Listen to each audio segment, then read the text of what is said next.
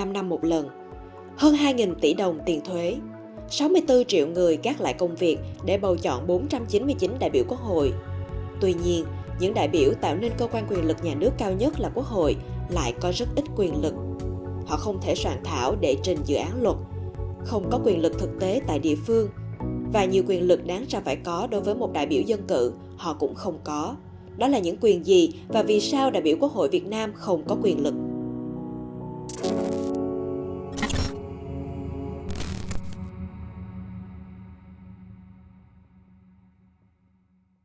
Dưới chế độ xã hội chủ nghĩa đã có 5 bản hiến pháp được ban hành.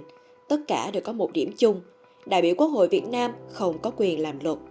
Quyền làm luật được quy định chung cho Quốc hội. Trong khi đó, Hiến pháp năm 1956 và Hiến pháp năm 1967 của chế độ Việt Nam Cộng Hòa thì quy định rất rõ, dân biểu, nghị sĩ có quyền làm luật trực tiếp. Bên cạnh đó, cả hai bản hiến pháp của Việt Nam Cộng Hòa đều hạn chế dân biểu, nghị sĩ kiêm nhiệm các công vụ hoặc chức vụ dân cử khác. Trong khi đó, chỉ có 38% đại biểu Quốc hội hiện nay là hoạt động chuyên trách. Một phần lớn các đại biểu Quốc hội vừa làm đại biểu Quốc hội vừa làm nhiệm vụ khác, như công an có 19 người, quân đội có 32 người, và nhiều đại biểu là lãnh đạo chính quyền trung ương và cấp tỉnh, lãnh đạo các tổ chức quần chúng, công tác trong các đơn vị sự nghiệp nhà nước. Do kiêm nhiệm nhiều chức vụ nên họ không có thời gian và không có đủ nguồn lực tài chính, nhân sự để tập trung cho công việc của mình tại Quốc hội. Bên cạnh đó, việc kiêm nhiệm nhiều chức vụ của các đại biểu làm giảm đi tính độc lập của Quốc hội, vốn là một yếu tố rất quan trọng trong thể chế dân chủ. Mặt khác, đại biểu Quốc hội do người dân bầu trực tiếp tại địa phương của mình, nhưng tại địa phương thì họ không có quyền lực thực sự. Đại biểu Quốc hội Việt Nam hiếm khi can thiệp trực tiếp vào các vụ việc xâm phạm quyền công dân của chính quyền.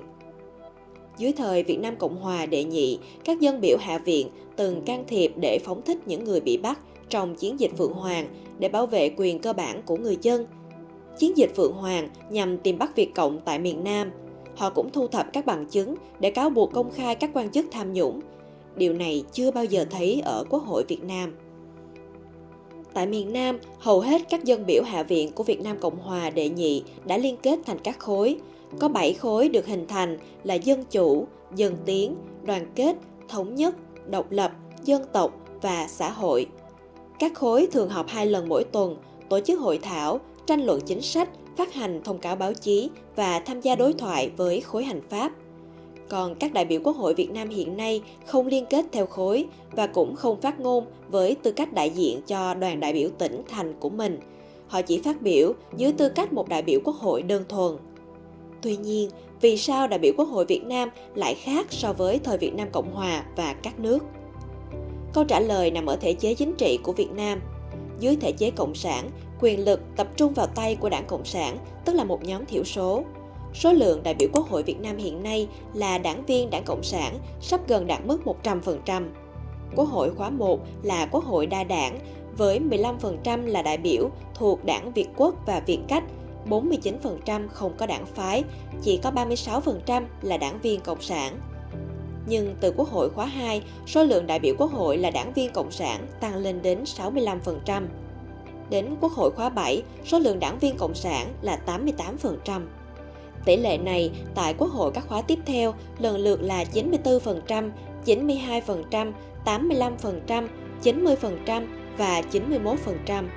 Quốc hội khóa 13 là 92% và khóa 14 có 96% đại biểu là đảng viên Cộng sản. Quốc hội khóa 15 là có tỷ lệ đảng viên Cộng sản cao nhất với 97%. Trong khi đó, Đảng Cộng sản Việt Nam tổ chức theo nguyên tắc tập trung dân chủ, thiểu số phục tùng đa số, cấp dưới phục tùng cấp trên, cá nhân phục tùng tổ chức. Do đó, dù đại biểu Quốc hội được người dân bầu trực tiếp, tạo nên cơ quan quyền lực nhà nước cao nhất, nhưng đại biểu Quốc hội trước hết phải phục tùng đảng. Mặt khác, đảng không cho phép đại biểu Quốc hội quyền hành động độc lập như làm luật hay liên kết thành các khối khác nhau trong Quốc hội. Tại các nước dân chủ, đại biểu dân cử có nhiều cơ hội thăng tiến chính trị lành mạnh bằng chương trình hành động, tranh đấu bằng các dự án luật mà họ nghĩ là có lợi cho cử tri của mình. Tại Việt Nam, việc không trao quyền lực cho đại biểu Quốc hội khiến việc thăng tiến chính trị bằng năng lực thực sự là vô cùng khó khăn. người dân rất khó đánh giá được đại biểu nào hoạt động năng nổ, thực sự có năng lực. Trên thực tế, đại biểu Quốc hội Việt Nam được Đảng chú trọng lựa chọn theo hướng đảm bảo các tiêu chí đại biểu nữ, đại biểu trẻ, đại biểu là người dân tộc thiểu số, đại biểu là chức sắc tôn giáo, vân vân, chứ không chú trọng đến năng lực thực sự. Sau hơn 80 năm, Bộ Tư pháp Việt Nam gần đây đề nghị đại biểu Quốc hội nên có quyền làm luật. Điều này được đề xuất trong đề nghị xây dựng luật ban hành văn bản quy phạm pháp luật. Điều 33 của dự thảo đề nghị đại biểu Quốc hội, nhóm đại biểu Quốc hội được cơ quan lập pháp hỗ trợ lập đề nghị soạn thảo luật, pháp lệnh. Trên thực tế, ý tưởng này đã được thử nghiệm gần đây với dự thảo luật chuyển đổi giới tính. Dự thảo này do Ủy ban Thường vụ giao cho đại biểu Quốc hội Nguyễn Anh Trí làm trưởng ban soạn thảo, cùng với một ủy ban gồm 15 người, trong đó có các thành viên chính phủ, lãnh đạo các tổ chức chính trị, xã hội. Tuy nhiên, việc trao quyền làm luật cho đại biểu Quốc hội sẽ không mang lại thay đổi đáng kể, vì Bộ Tư pháp đề xuất vẫn giữ nguyên điều 31 của luật ban hành văn bản quy phạm pháp luật, tức là các dự án luật phải được làm ra dưới sự chỉ đạo của Đảng. Điều này tiếp tục thui chột tính độc lập Quốc hội. Thêm vào đó, luật Việt Nam không cung cấp đầy đủ nguồn lực về tài chính, nhân sự để đại biểu Quốc hội hoạt động hiệu quả. Từ năm 2021, Văn phòng Đoàn đại biểu Quốc hội các tỉnh, thành bị sáp nhập với Văn phòng Hội đồng Nhân dân cấp tỉnh, làm suy yếu các hoạt động tham mưu cho các đại biểu Quốc hội. Vai trò của đại biểu Quốc hội hiện nay vẫn là một câu hỏi lớn trong hệ thống chính trị Việt Nam khi họ không được trao cho quyền lực tương xứng. Quốc hội Việt Nam được thế giới gọi là Quốc hội rubber stamp, tức là Quốc hội không độc lập, không có chính kiến, chỉ là nơi để Đảng, Chính phủ hợp thức hóa các văn bản luật. Ở Việt Nam, người dân gọi đại biểu là nghị gật, tức là ai đưa gì cũng gật đầu, cũng bấm nút thông qua. Cảm ơn bạn đã xem video của Luật Khoa. Hãy bấm theo dõi kênh YouTube của Luật Khoa để xem những video mới nhất. Bạn cũng có thể đăng ký thành viên miễn phí tại đường link trên màn hình để đọc những bài viết mới nhất của Luật Khoa về rất là nhiều các chủ đề khác nhau qua email. Hẹn gặp lại các bạn trong những video kế tiếp.